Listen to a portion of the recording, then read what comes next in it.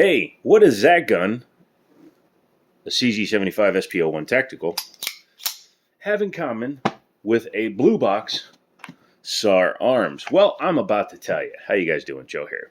This gun was brought into Middletown Firearms, and you know what? When a super stonking good deal comes in, I'm going to take it because, well, quite frankly, my brain is stupid and it believes it needs everything, and why should anybody else have anything? If you're like that, leave it in the comments. Just kidding. But what we have in the case here is a Sar Arms, or Sar USA as well, B6P. This is a clone of a CZ75. It actually is more of an homage to a Bull Cherokee, and we'll be checking that out in a second. This is the compact version, so it does come with one 13-round magazine. I happen to find another magazine that inserted all the way at the store. Actually, I'm kind of wondering if it fits in here. Yeah, same situation. So anyway, it is a 9mm double stack in a smaller frame, and it's pretty cool, and we're going to check it out today. Middletown Firearms, check them out. Tell them I sent you. Get there before I buy everything. Oh, you're too late. You waited 10 seconds. This is a 9mm, as I said before, 13+1 capacity, has a hammer-fired mechanism. It is also double action to single action. However, it does not have a decocker, so if you decide to run it in double action mode only, you have to manually drop the hammer. There are differing debates as to whether that's safe or not. You know what? If you keep a good grip and you're pointing in a safe direction, you have less of a chance of having a negligent discharge. And yes, negligent, not accidental. You're doing something that could potentially lead to an accident. That's not an accident, that's negligence. Fight me in the comments all you want. But once you've done that, then you have a heavy double action pull, and when the gun cycles, you have a single action pull. We'll talk more about the feel in a minute, but it does have a manual safety, which is nice. It's definitive and very loud. Being a polymer frame gun, it's much lighter than a standard CZ75. It weighs about 29 ounces, so it weighs less than my Kimber 1911 chambered in 45 ACP. Show that it's clear. This is my daily carry. Very nice gun.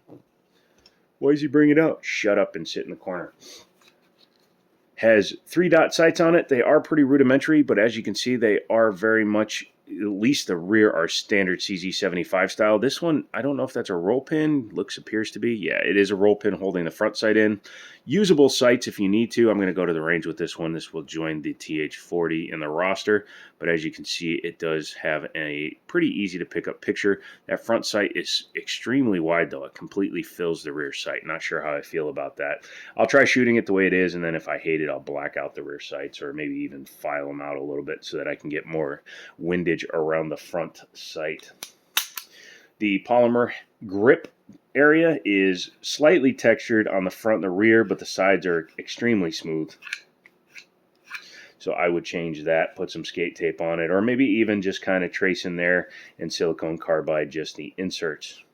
Why not?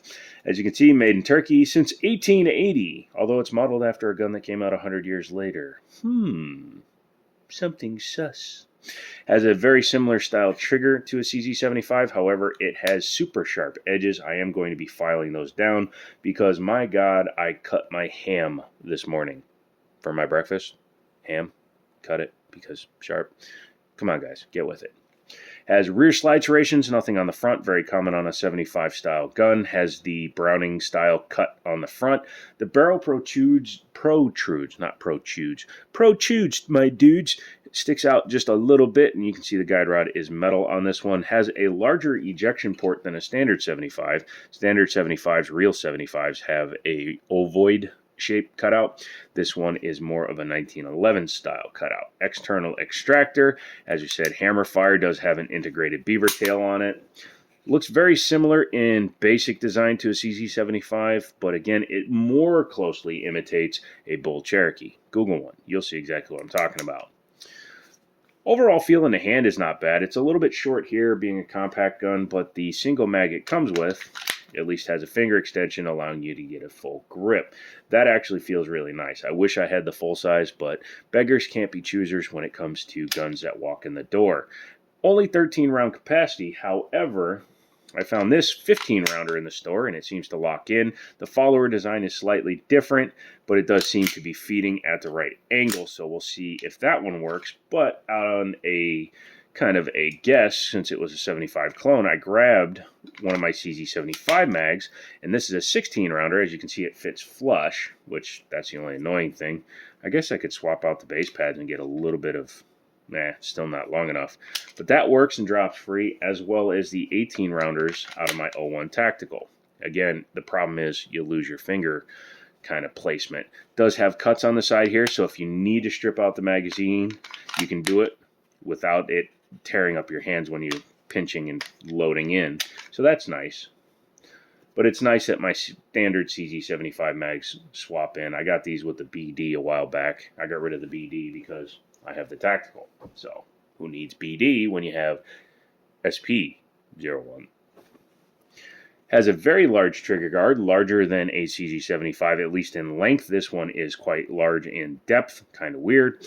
Trigger feel is about the same. As I was saying before, the trigger itself is super sharp. The whole gun has sharp edges. Like these serrations are super cutty. So you're not going to let go of it, but they do actually leave marks. You can see just from pulling it back once. You can't do a press check or anything because it is quite small. There is just the extractor. A lot of times an extractor, especially imported guns, that functions as your loaded chamber indicator to work alongside your safety. The three ways you can carry this gun are hammer down, loaded, double action, safety. You can quarter cock it, which gives you a lighter double action pull, still safety, or full cock and safety. The gun comes with the safety. You should train with the proper way to use it. If you're going to run it without the safety on, I would recommend safety off, but hammer down so you get that nice heavy first pull. Speaking of the trigger pull, let's go ahead and ghost it together. I've already been pulling it a little bit. It's actually pretty good. Now this is a great double action trigger because it's a CZ.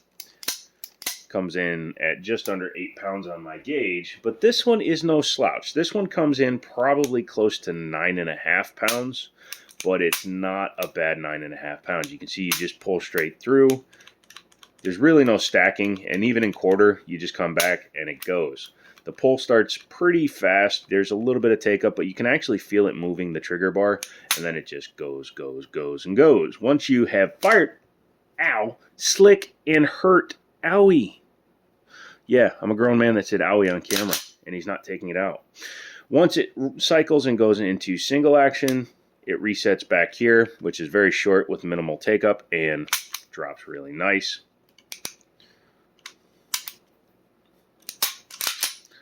Trying to do things while thinking is not easy for Joe.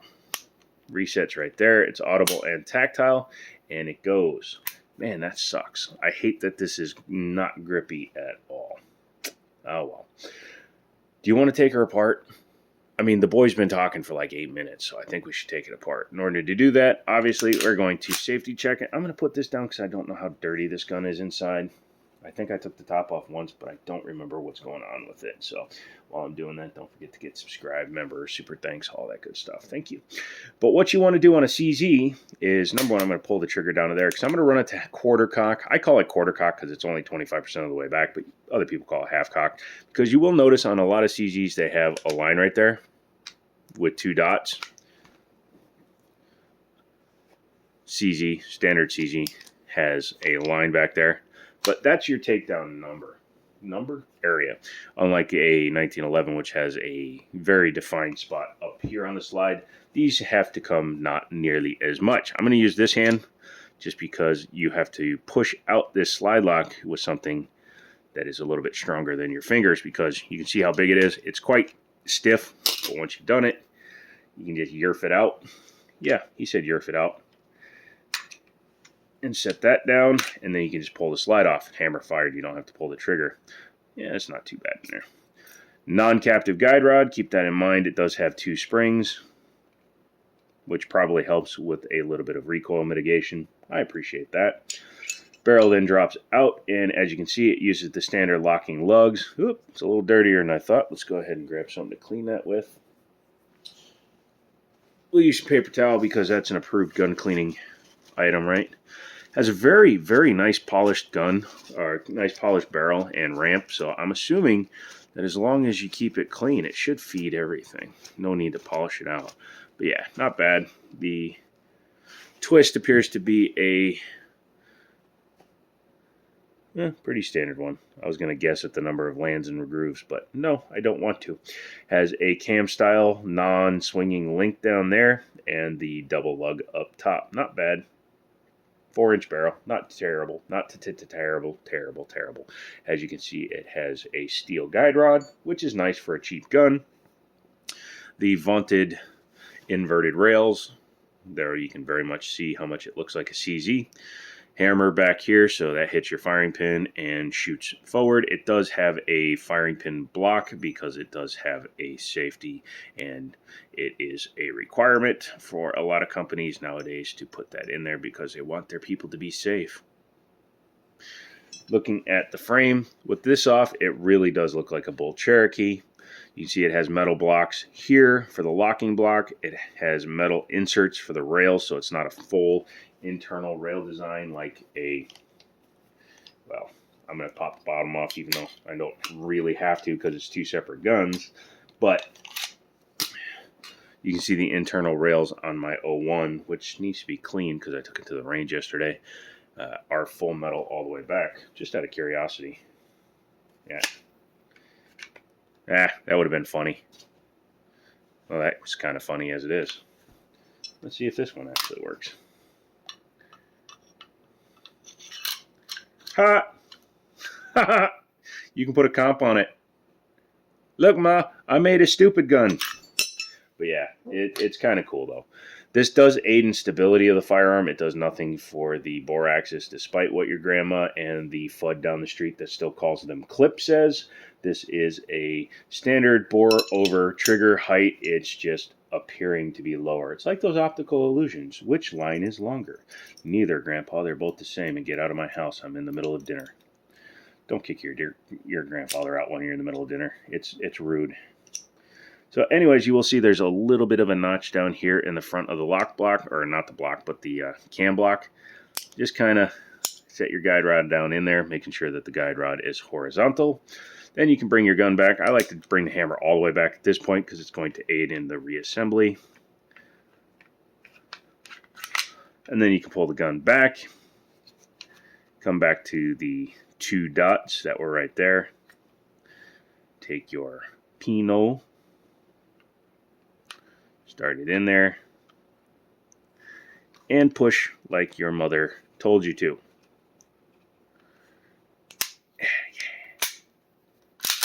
Rack it, make sure it functions, and there you go.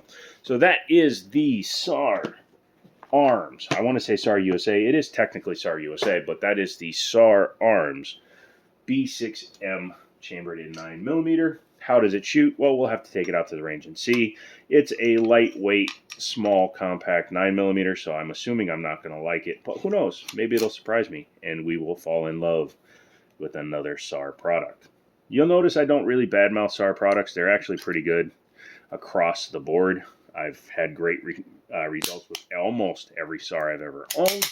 That is me being a sample size customer of one, but let me know if you guys had good quality, bad quality, no quality, quality, or any quality with the quality you get from your Sar, and put quality in the comments to let me know you saw the video. Come back for range video stuff because we will be taking this one to the range, especially since I now have a total of like 7 mags for it, including this questionable mag. Wait, no, which one's the questionable mag? This one, that almost looks like a Smith & Wesson, and it kind of looks like a 10-rounder. So I might not have won after all, but we'll have to wait and see. But that's kind of cool. Yep, I'm out of here. I have to look at a Beretta X92 RDO against my 90-2. So come back for that video as well. And as always, I'll talk to you later.